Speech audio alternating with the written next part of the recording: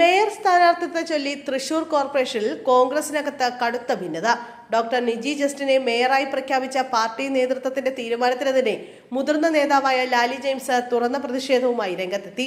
Mayor സ്ഥാനാർത്ഥി പട്ടികയിൽ ആദ്യ പരിഗണന ലഭിച്ചിരുന്നുവെന്ന അവകാശവാദവുമായി ലാലി ജെയിംസ് ഇന്ന് നടക്കാനിരിക്കുന്ന മേയർ തെരഞ്ഞെടുപ്പുമായി ബന്ധപ്പെട്ട കോൺഗ്രസ് വിപ്പ് സ്വീകരിക്കാൻ തയ്യാറായില്ല.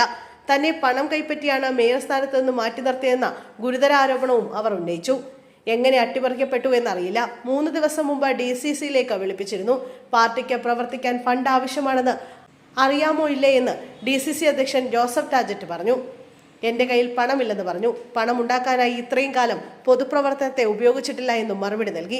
മിനിഞ്ഞാന്ന് രാത്രിയും വിളിപ്പിച്ചിരുന്നു. പ്രധാനപ്പെട്ട 3 നേതാക്കൾ അവിടെ ഉണ്ടായിരുന്നു. TN പ്രതാപൻ, വിൻസെന്റ്, ടാജറ്റ് എന്നിവരാണ് ഉണ്ടായിരുന്നത്. 2-3 ടേബിളിലേക്ക് സ്വീകരിക്കുമോ എന്ന് ചോദിച്ചു. എന്നെ പ്രഥമ പരിഗണനയിൽ നിന്ന് മാറ്റാനുള്ള കാര്യത്തെക്കുറിച്ച് എനിക്കറിയില്ല. ആദ്യത്തെ 1 വർഷം മാത്രം മതി, ബാക്കി 4 വർഷം ഒരാൾക്ക് കൊടുത്തുള്ളൂ എന്ന് പറഞ്ഞു. അത് മാത്രമാണ് ഞാൻ ആവശ്യപ്പെട്ടത്. അത് നടക്കില്ലെന്നും 2-3 ടേബിളിലേക്ക് പരിഗണിക്കാമെന്നും അവർ അറിയിച്ചു. നിജി ജസ്റ്റിനെ അംഗീകരിക്കുകയാണെങ്കിൽ സുധി ബാബുവിന് 2ാം ഘട്ടം കൊടുത്തുള്ളൂവെന്നും എന്നെ ഒഴിവാക്കിക്കോ എന്നും ഞാൻ പറഞ്ഞു. ലാലി പറയുന്നു, എന്റെ കയ്യിൽ നൽകാൻ ചില്ലിക്കാശില്ല.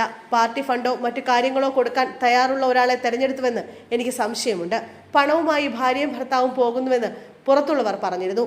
എനിക്കിപ്പോൾ സംശയമുണ്ട്, ലാലി ജെയിംസ് പറഞ്ഞു.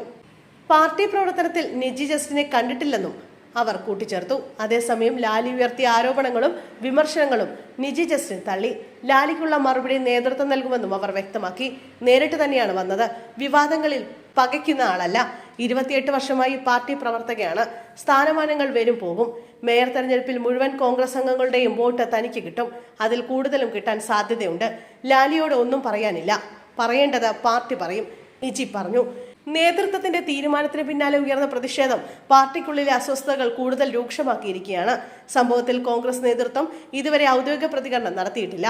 ഇതിനിടെ തേറമ്പിൽ രാമകൃഷ്ണൻ വഴി ലാലിയെ അനുനയിപ്പിക്കാനുള്ള നീക്കങ്ങളും കോൺഗ്രസ് നടത്തുന്നുണ്ട്.